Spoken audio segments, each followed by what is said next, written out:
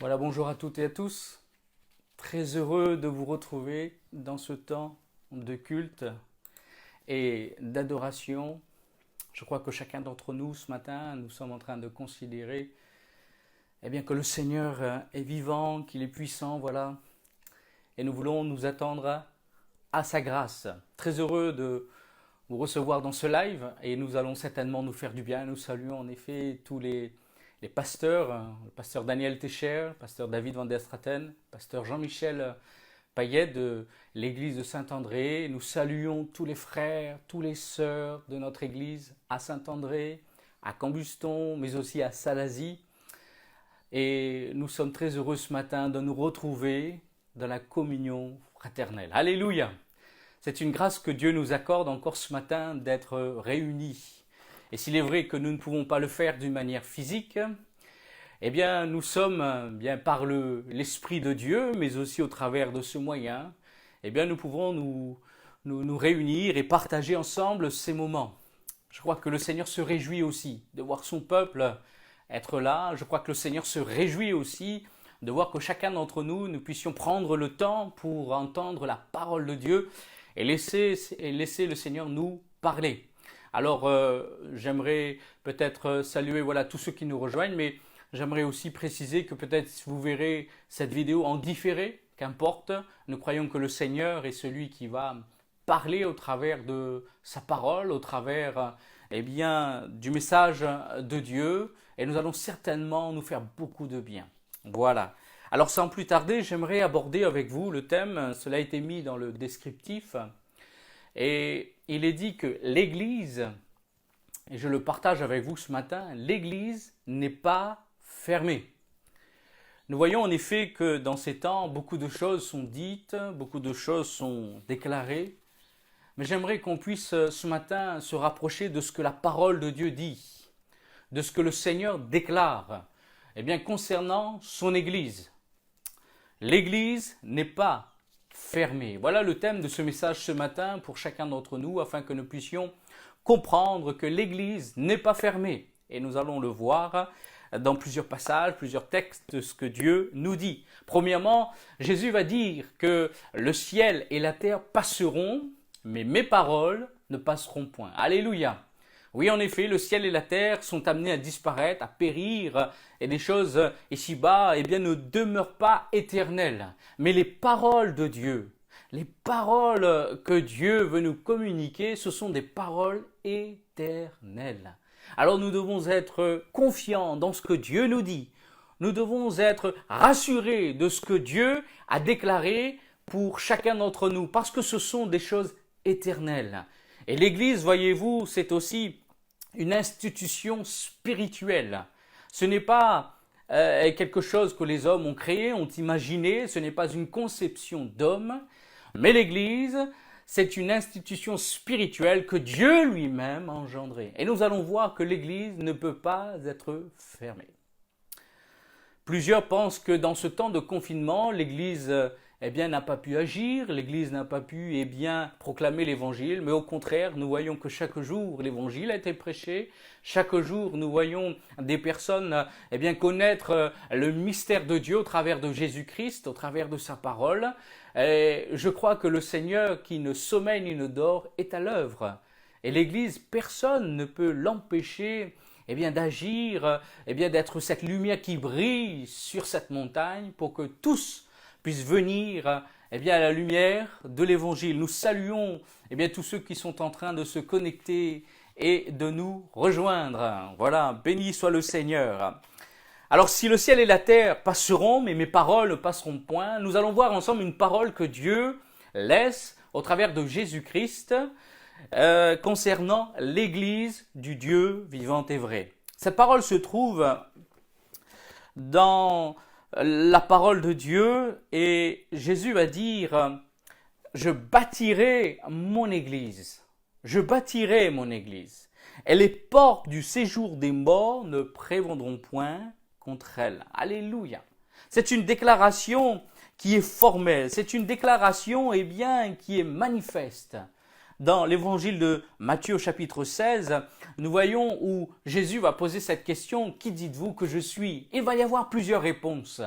Certains m'ont dit qu'il est prophète, qu'il est comme Jean-Baptiste ou comme Élie, qu'importe, mais à un moment donné, la Bible nous dit que l'Esprit de Dieu va parler au travers de l'apôtre Pierre qui va dire « Tu es le Christ, le Fils du Dieu vivant ». Et c'est le fondement de l'Église. C'est cette pierre angulaire sur laquelle nous pouvons nous reposer, construire et bâtir Jésus-Christ, le fondement de l'Église. Et dans ce contexte-là, voyez-vous, Jésus va donner une parole, celle qui est éternelle, celle qui demeure, celle que personne ne peut empêcher qu'elle s'accomplit. La Bible nous dit dans l'évangile de Matthieu, chapitre 16, et dans ce verset 18, il est dit « Je bâtirai mon église, et les portes du séjour des morts ne prévendront point contre elle. » Je bâtirai mon église. Alléluia! Nous voyons ici que le Seigneur, c'est celui qui va s'engager. L'église, elle est instituée non pas par l'homme, non pas par une communauté, non pas par toutes sortes de réflexions. Ici, elle est instituée par Dieu lui-même. Et c'est Jésus-Christ qui va l'instituer, et c'est lui qui va le dire. Je bâtirai mon église. Merci Seigneur de ce que le Seigneur lui-même l'a déclaré. Et nous voulons comprendre que l'église, c'est une institution spirituelle. Et elle ne peut être fermée. Elle ne peut être conditionnée. Et si nous sommes confinés, vous et moi, l'église, elle est vivante, elle est à l'œuvre par l'action du Saint-Esprit et par la parole de Dieu. Dans 1 Timothée au chapitre 3 au verset 15, l'apôtre Paul va même déclarer que l'église du Dieu vivant, nous sommes l'église du Dieu vivant, d'un Dieu qu'on ne peut contenir, d'un Dieu qu'on ne peut représenter, d'un Dieu qui est tout-puissant. Et nous sommes l'église du Dieu vivant. Et cela va amener une pleine assurance dans nos cœurs, une pleine conviction que l'église que nous sommes en train de vivre, l'église que nous sommes, a été engendrée dans le Fils, a été engendrée dans cette pierre angulaire, et nous pouvons être sûrs qu'elle demeure. Quel que soit le temps que nous vivons, les siècles que nous traversons, cette église va demeurer parce que Jésus demeure. Alléluia! Il est dit que Christ lui-même est le chef suprême de l'église. Dans Éphésiens au chapitre 1er au verset 22, il en est le chef suprême. Alléluia! Lui, le roi des rois, le seigneur des seigneurs, il est le chef de l'église. Et lorsque nous lisons dans le livre de l'Apocalypse qui nous parle de la fin des temps et à Dieu, au travers de Jésus-Christ qui parle, aux 7 églises de l'Apocalypse, il est dit que nous voyons dans ces textes, dans ces passages où Dieu est celui qui va s'engager jusqu'au bout, car ces 7 églises nous font référence à l'état spirituel de la fin des temps des églises. Et nous voyons que le Seigneur ne se tait pas face aux églises. Il est celui qui parle, il est celui qui veut communiquer encore une pleine grâce, une pleine bénédiction. Et merci Seigneur de nous aimer jusqu'au bout. Alléluia! Il nous aime jusqu'au bout. Gloire à Dieu. Ça, c'est l'amour du Seigneur. Non pas pour un temps, non pas pour un moment, mais Dieu à la croix du Golgotha nous a aimés dans ce sacrifice et nous a donné Jésus-Christ. Non pas pour un moment, mais pour l'éternité. Il s'est engagé à bâtir jusqu'au bout. Dieu n'abandonne pas le chantier de nos vies. Il y a des personnes qui abandonnent les chantiers, ça devient trop compliqué. Ou peut-être, qui n'ont pas pris le temps de s'asseoir pour calculer la dépense. La Bible nous dit que celui qui ne le fait pas, est parfois surpris et il abandonne la construction. Il est surpris par les défis, par les choses qu'il n'avait pas prévues, par les moyens, qui devaient être engagés. Mais lui, le Seigneur, il sait tout ce qu'a pu coûter l'Église, sa propre vie. Il l'a donné en rançon pour elle. Alléluia! Ça m'encourage encore aujourd'hui à croire que le Seigneur, c'est celui qui bâtit son Église. Il est celui qui bâtit son Église. Alléluia!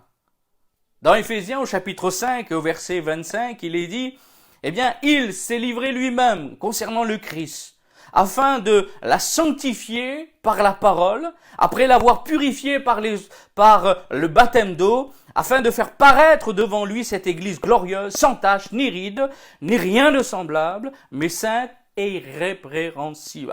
Alléluia, irrépréhensible. Il s'est livré lui-même afin de la sanctifier par la parole. Nous sommes dans ce temps où la parole veut sanctifier nos vies. Si par le baptême d'eau, nous avons été régénérés en confessant nos péchés, en les abandonnant, eh bien, en suivant le Christ, en quittant les ténèbres pour venir à son admirable lumière, eh bien, le Seigneur s'engage encore aujourd'hui à la sanctifier par la parole et à la faire paraître devant lui, cette Église glorieuse, sans tache, ni ride, ni rien de semblable. Alléluia. C'est quelque chose qu'on ne peut pas nous-mêmes faire, mais c'est par l'assistance du Seigneur, c'est par l'assistance de Dieu. Et peut-être certains voient l'Église comme imparfaite. Oui, elle est imparfaite parce que nous sommes, eh bien, dans cette Église. Notre nature est imparfaite. Nous ne sommes que des hommes, mais lui, Dieu, il est parfait. Lui, le Seigneur, le Christ, le chef suprême, s'est engagé à la rendre parfaite. Et j'aimerais vous poser cette question. Lorsque Dieu s'engage pour faire quelque chose, est-ce que quelqu'un peut l'empêcher de le faire? Lorsque Dieu s'engage, eh bien, de manifester une pleine grâce pour l'Église, j'aimerais vous dire que rien n'empêchera le Seigneur d'agir pour son Église. Quels que soient les temps, quelles que soient les circonstances, quel que soit le siècle dans lequel nous nous trouvons, Dieu a choisi de bâtir son Église. Et il l'amènera à la perfection. Car ce que Dieu s'est engagé à faire, il le fera. Alléluia.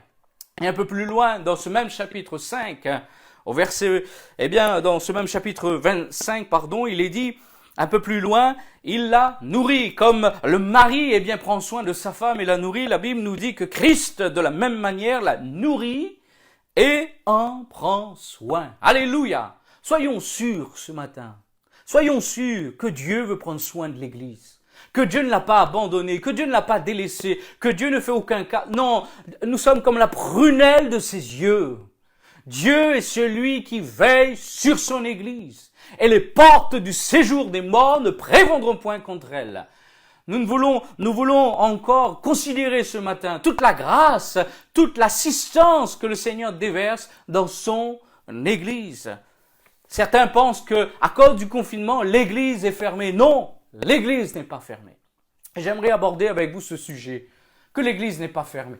Qu'importe ce que les autres disent, mais nous verrons ce que la parole de Dieu nous déclare dans notre cœur et dans notre vie. Premièrement, l'Église ne peut pas être fermée parce que l'Église n'est pas un bâtiment. Nos lieux de culte peut-être sont fermés dans ce confinement. Les portes sont fermées. Si vous allez ce matin, vous verrez les portes fermées. Mais l'Église n'est pas fermée. La preuve, nous sommes en train d'être là, en train de partager la parole de Dieu. Nous sommes en train de célébrer Dieu dans nos maisons, de le louer, de l'adorer, parce que nous sommes des pierres vivantes. Et c'est ce que l'apôtre Pierre va déclarer dans 1 Pierre au chapitre 2, verset 4. « Approchez-vous de lui, vous qui êtes des pierres vivantes. » Et on ne peut pas empêcher ces pierres de proclamer la gloire de Dieu parce qu'elles sont vivantes. Nous ne pouvons pas empêcher ces pierres de s'attendre à Dieu, de le bénir et de le célébrer, de l'adorer parce que cette église, elle est vivante. Alléluia. Elle n'est pas un bâtiment. Les bâtiments peuvent être fermés, mais l'église de Dieu ne peut pas être fermée. Certains pensent que, à cause de ce confinement, il y a comme un avantage de l'ennemi qui couvre la terre. J'aimerais vous dire que le Seigneur règne. Et s'il y a des choses qui sont permises, Dieu est quand même celui qui règne. Dieu est quand même celui qui est le Dieu d'éternité, le Dieu tout-puissant. Et nous ne devons pas nous laisser troubler, nous ne voulons pas nous laisser inquiéter. Dieu est là. Dieu est toujours présent dans le cœur de tous ceux qui croient en son nom. Il existe, dans des pays où il est interdit de se rassembler, l'Église. Des frères et sœurs, qui partagent simplement la parole de Dieu, dans la foi, au Fils de Dieu. L'Église est vivante. Et ceux qui disent que l'Église est fermée ne connaissent pas l'Église. Ceux qui disent que l'Église est fermée ne connaissent pas véritablement l'Église. Parce que l'Église, ce sont tout d'abord des pierres vivantes. Des pierres vivantes. Personne ne peut empêcher l'Église d'être ouverte. C'est une porte que Dieu lui-même a ouverte. Jésus-Christ est cette porte. Et j'aimerais vous révéler, encore cette vérité dans nos cœurs. On ne peut pas fermer l'église parce que vous voyez, deuxièmement, si elle est pas un bâtiment uniquement, mais nous sommes des pierres vivantes, elle est composée des pierres vivantes. Deuxièmement, il est dit, voyez-vous que on ne peut pas fermer l'église parce que, vous savez, les portes de l'église s'ouvrent où? Non pas sur la terre. Les portes de l'église s'ouvrent dans le ciel. Et pour la fermer, il faut aller au ciel. Et j'aimerais vous dire que dans le ciel, il y a quelqu'un qui règne, c'est le Seigneur. La porte, c'est Christ. La porte de l'église, c'est le Seigneur. On peut venir dans un bâtiment, on peut venir dans une réunion, mais non pas dans une communion. Et j'aimerais vous dire que pour fermer la porte de l'église, il faut aller au ciel. Jésus-Christ est la porte. Et aujourd'hui encore, nous pouvons entrer dans l'église. Vous qui entendez cette parole, vous qui recherchez la vérité, vous qui avez soif de vivre la présence de Dieu dans votre cœur, qui voudrez comprendre le sens de votre vie, parce que vous n'êtes pas destiné à cette terre, mais vous êtes destiné à vivre l'éternité avec le Seigneur. Comprenons bien que les portes de l'église ne peuvent être fermées. Seul le Seigneur la ouvre, seul le Seigneur la ferme. Alléluia. Tout à l'image de l'époque de Noé, où l'arche a été remplie d'animaux, de tout ce que Dieu avait commandé, voyez-vous, à entrer. La Bible nous dit que c'est le Seigneur qui a fermé la porte. Ce n'est pas Noé, c'est le Seigneur. De la même manière, j'aimerais vous dire que la porte ce matin, elle est encore ouverte, à cause de la grâce de Dieu. Ce n'est pas le temps de confinement qui conditionne l'ouverture ou fermeture de la porte. C'est Dieu seul, qui a la possibilité de fermer et d'ouvrir cette porte. Alléluia. Et j'aimerais vous dire que l'église, elle est ouverte, elle n'est pas fermée. L'œuvre de Dieu se fait toujours encore aujourd'hui, dans chacun de nos cœurs, dans nos vies. Et il nous faut, pour entrer dans cette église, naître de nouveau. Naître d'en haut, naître d'eau, et d'une certaine manière d'esprit régénéré. Une seule manière, c'est celui de l'Esprit de Dieu qui agit en nous. Alléluia. Dieu n'a pas abandonné son Église. Dieu est vivant. Alléluia. Dieu est celui qui œuvre et qui travaille dans les cœurs. Alors que nous sommes dans ce confinement, l'Esprit de Dieu est toujours présent dans nos cœurs, dans nos vies. La louange et l'adoration montent, vers le ciel et dans nos cœurs. Nous ne pouvons pas fermer l'Église parce que ce sont des pierres vivantes. Nous voudrons les faire taire. Jésus va dire, ces pierres crieront. Alléluia. J'aimerais vous dire que le Seigneur est celui qui veille sur son Église. Elle ne peut être fermée. Elle ne peut être fermée. Cette Église, elle est vivante et elle est agissante parce que nous sommes des pierres vivantes et parce que les portes de cette Église ne se trouvent pas sur la terre, mais elles se trouvent dans le ciel en la personne de Jésus-Christ. Personne ne peut fermer la porte de l'Église. Christ est la porte de l'Église. Christ est le Seigneur. Et nous voulons considérer, hélas, qu'un jour cette porte se fermera, en effet. Lorsque le temps de la grâce s'arrêtera. Lorsque Dieu le décidera, dans un jour qui lui appartient, dans un jour que lui-même seul sait. Nous ne devons pas chercher le jour ni l'heure, mais nous devons être prêts, nous devons entrer, ne pas retarder cette entrée, mais nous devons aujourd'hui même entrer dans cette porte, dans ce salut et y demeurer pleinement. La porte est ouverte en la personne de Christ. Et si nous y entrons pleinement dans la foi, nous trouverons des temps de grâce, de rafraîchissement. Nous trouverons la bénédiction pour nos vies, pour nos familles. Oui, Dieu a prévu des choses glorieuses et merveilleuses de notre vie. Et lorsque nous regardons dans le livre des Actes des Apôtres, au chapitre 4, il va se passer quelque chose concernant l'Église de Dieu. Alors que Pierre et Jean vont manifester la puissance de Dieu en prêchant l'Évangile, en annonçant la parole de Dieu. La Bible nous dit que les scribes, les pharisiens, n'étaient pas d'accord que Paul et Jean enseignaient le peuple, annonçaient la bonne nouvelle de l'évangile. Et en plus de cela, ils ont guéri un boiteux à la porte du temple. Et ça les irritait de voir que l'œuvre de Dieu se fait. Ça irrite l'ennemi de nos âmes de voir que l'œuvre de Dieu se fait quand même. Ça l'irrite. Mais le Seigneur est à l'œuvre. Alléluia. Il peut y avoir de l'opposition, mais l'œuvre de Dieu se fera. Et voyez-vous, ils ont pris Pierre et Jean, ils l'ont mis Ils les ont mis comme en prison et ils ont fait paraître devant les chefs religieux et ils ont interdit à Pierre et à Jean de parler, d'annoncer le nom de Jésus, d'enseigner et de prêcher au nom de Jésus. Alors que Pierre et Jean se retournent, voyez-vous, avec le peuple, avec l'Église. Avec l'Église. Nous ne sommes pas seuls, mais nous sommes avec l'Église ce matin. Alléluia. Nous ne sommes pas seuls, mais l'Église est là. Nos frères, nos sœurs, dans la communion du Saint-Esprit est là. Et voyez-vous, il va y avoir un encouragement. Ils vont prier, ils vont dire, Seigneur, vois leurs menaces. Toi qui as créé le ciel et la terre, toi qui es le Dieu Tout-Puissant, vois leurs menaces. Et qu'ils se fassent par la main de tes serviteurs des signes, des prodiges et des miracles. Et regardez leurs prières. Ils vont demander quelque chose de merveilleux. Ils vont pas demander de punir les scribes, les pharisiens, de punir ces... Non, ils s'orientent vers la mission de Dieu. Ils s'orientent vers Dieu.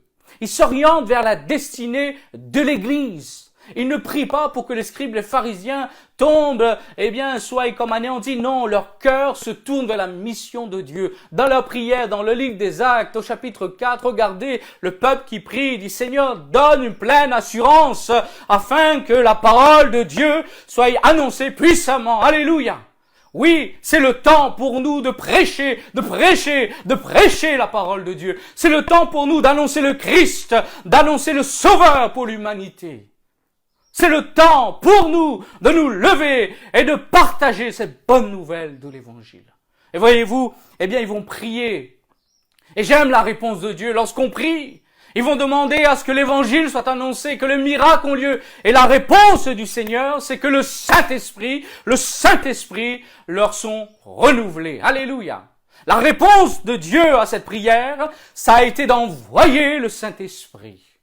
Frères et sœurs, la réponse pour nous aujourd'hui, pour l'Église, c'est l'effusion du Saint-Esprit au milieu du peuple de Dieu. C'est l'effusion du Saint-Esprit sur les serviteurs et les servantes du Seigneur. C'est l'onction de Dieu qui marquera la différence dans nos cœurs, dans nos vies, dans nos prises de position, dans ce que Dieu a proclamé pour nous. Alors nous verrons des signes, des prodiges, des miracles, car le temps des miracles n'est pas passé, car notre Dieu est le même. Nous verrons nos familles être secourues, nous verrons nos enfants être levés, nous verrons, la main de Dieu sur l'Église, et il y aura une différence entre ceux qui servent Dieu et ceux qui ne le servent pas. Oui, Dieu est toujours à l'œuvre, son esprit est toujours à l'œuvre dans le cœur de l'Église. Alléluia! Alléluia! Frères et sœurs, que nous soyons animés de l'Esprit de Dieu ce matin encore, pour le louer, pour l'adorer, mais aussi pour faire l'œuvre de Dieu. Alors j'aimerais vous parler, qu'il y a peut-être 3 positions que nous pouvons avoir ce matin. Dans le livre des Actes, au chapitre 1er, il nous est parlé des disciples qui ont vu le Seigneur être enlevé au ciel. Ce n'est pas rien, c'est quelque chose de merveilleux et de glorieux.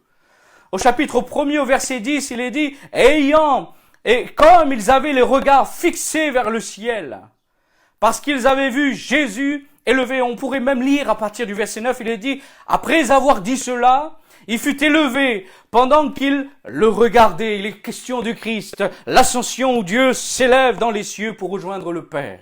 C'est ce qu'il avait annoncé, et les choses qui sont annoncées s'accomplissent. Alléluia! Et alors qu'ils regardaient, la Bible nous dit, une nuée le déroba à leurs yeux.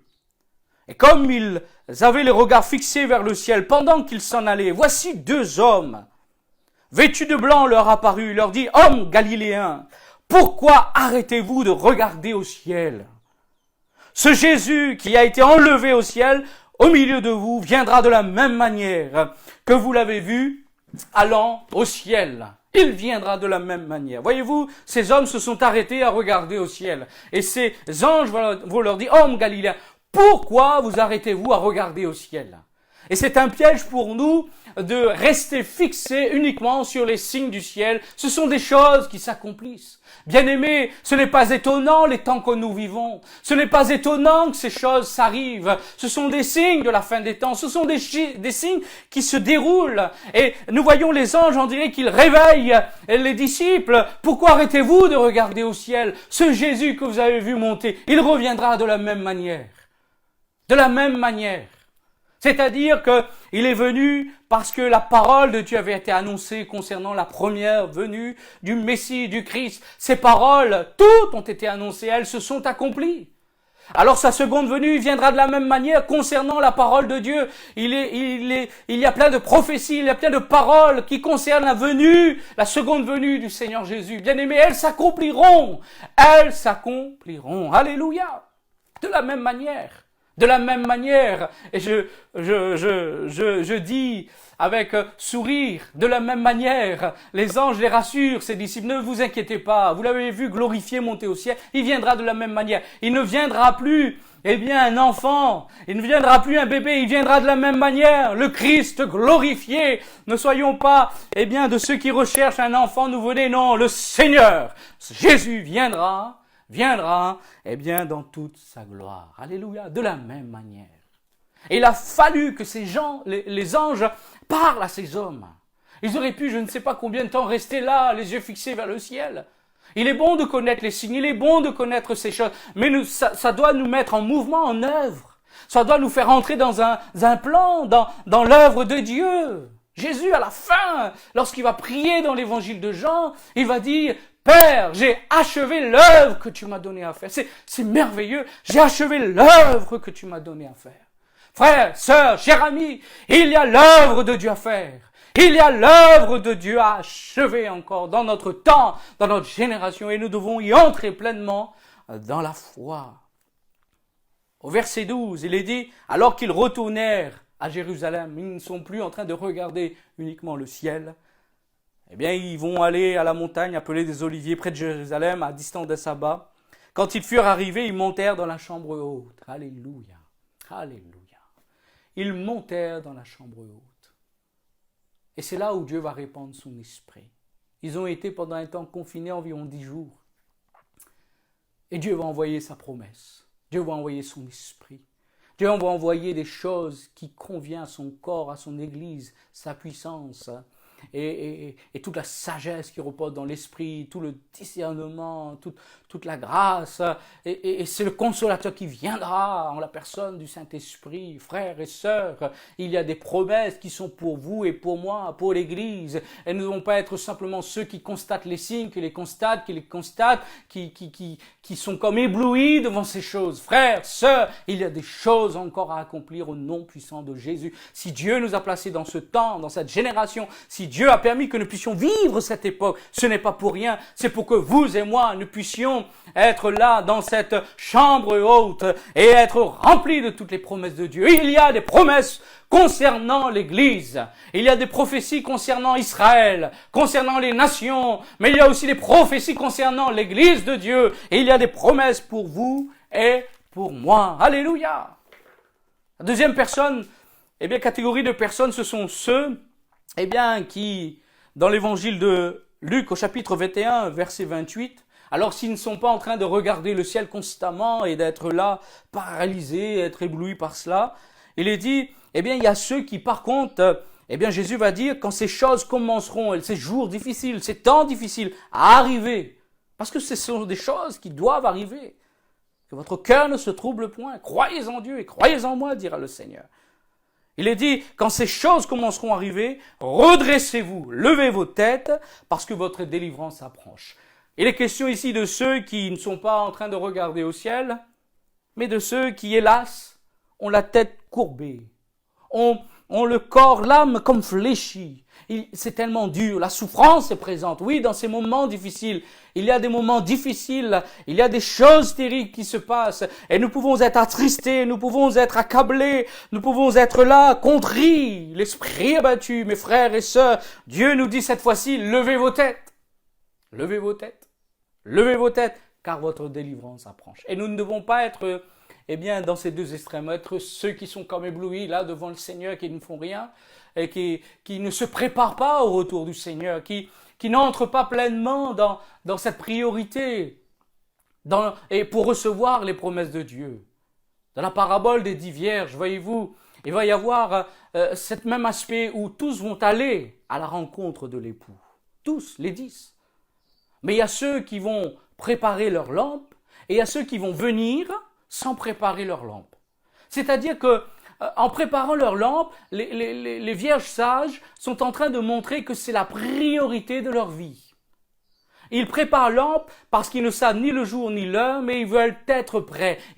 Pour eux, c'est la priorité. Et ils s'engagent, ils préparent, ils amènent des lampes. Mais il y a ceux qui viennent parce que, on parle autour du Seigneur, on parle des choses.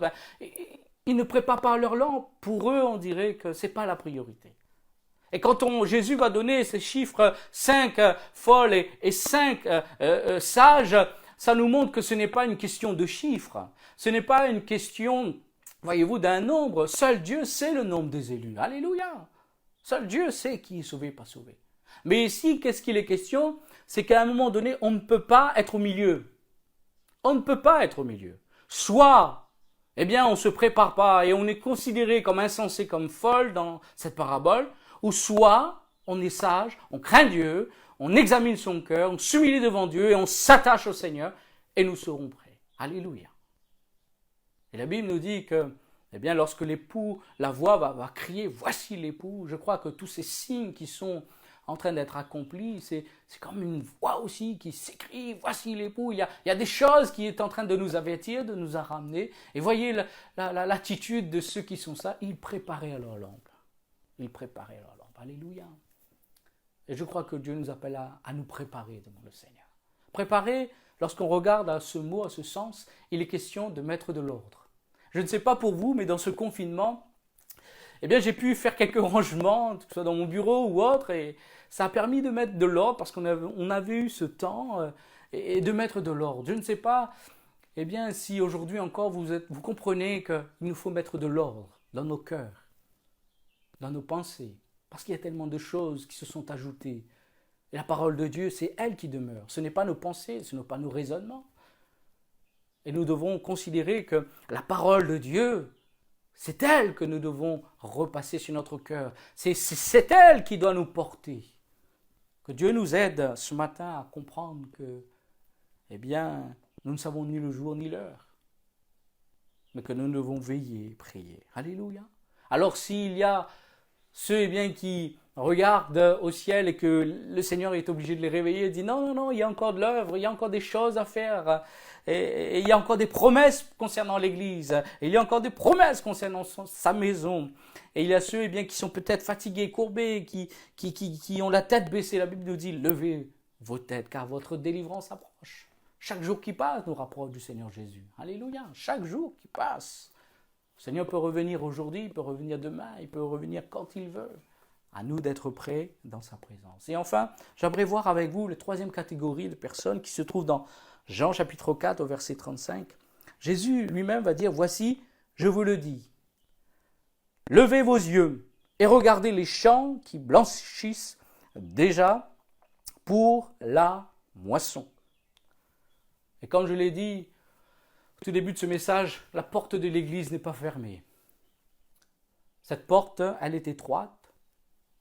C'est le Seigneur. Elle est ouverte dans le ciel. Et encore aujourd'hui, vous qui entendez cette parole, oh, venez encore dans cet appel de Dieu. Venez vous associer pleinement à ce que Christ a fait pour vous. Venez pleinement dans cette œuvre glorieuse et merveilleuse qui est éternelle. Et qui ne passe point.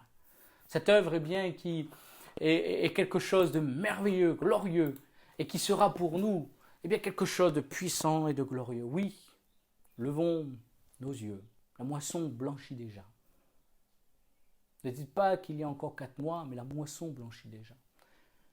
Et cette œuvre, Dieu l'a donnée à l'Église, à chacun d'entre nous.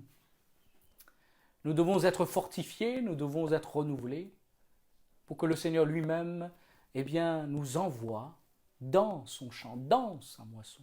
Priez le Maître d'envoyer des ouvriers. Les ouvriers sont là. L'Église est remplie d'ouvriers, est remplie de serviteurs et de servantes. À partir du moment où nous avons donné notre vie, nous sommes serviteurs et servantes. Et Dieu, dans les derniers temps, veut répandre son esprit sur ses serviteurs et ses servantes pour que nous puissions être envoyés. Et lorsque Jésus va dire « priez le Maître », d'envoyer des ouvriers. Il est question de prier pour envoyer les ouvriers.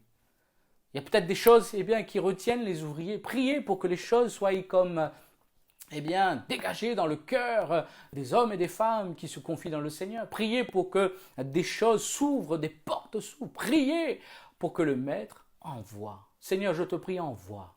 Envoie dans les familles ta parole, au travers de nos frères, de nos sœurs, de notre témoignage. Envoie, je te prie, dans cette moisson, ta parole, dans le nom puissant de Jésus. Enfin, j'aimerais simplement conclure. Jésus est celui qui bâtit son Église. Il s'engage à la faire, jusqu'à la fin. Et dans le livre de l'Apocalypse, nous voyons que le Seigneur, s'il parle à son Église, s'il pose quelques réprimandes, c'est pour qu'elle soit sauvée, à celui qui vaincra. À chaque fois, c'est l'intention de Dieu, à celui qui vaincra.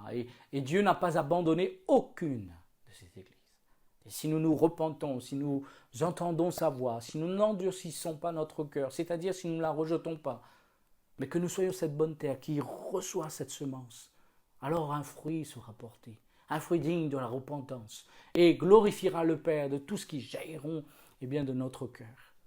Dans le livre des Proverbes, au chapitre 1er, et à partir du verset 23, il est dit « Tournez-vous pour écouter mes réprimandes.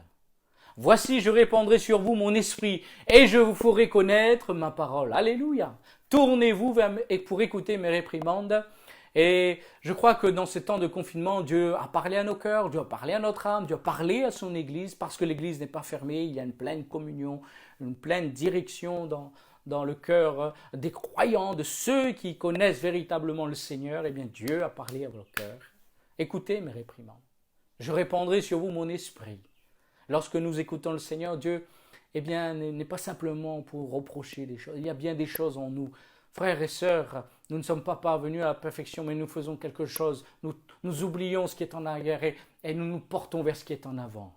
Je crois que le Seigneur veut en faire encore des choses glorieuses et merveilleuses. Nous voulons nous attacher davantage au Seigneur. Nous voulons lier notre cœur, notre âme au Christ, être attachés au vrai cèpe, afin que nous puissions manifester la vie puissante et glorieuse de Dieu. Que Dieu nous aide à recevoir pleinement son esprit dans ces temps difficiles, à être renouvelés comme dans une nouvelle Pentecôte, comme ces disciples et l'Église primitive qui vont prier, la réponse de Dieu a été le Saint-Esprit. Et nous voyons qu'à la fin de la Bible, dans le livre de l'Apocalypse, la Bible nous dit que l'Esprit est l'Église. Il y a une association, il y a une harmonie. L'Église n'est pas sans l'Esprit. L'Église est avec l'Esprit de Dieu. L'Église et l'Esprit disent « Viens, Maranatha ». Et il y a là une harmonie, il y a là un accord avec le Saint-Esprit. Ce n'est pas nos pensées, nos raisonnements, mais c'est l'Esprit de Dieu qui va conduire l'Église dans la volonté du Seigneur.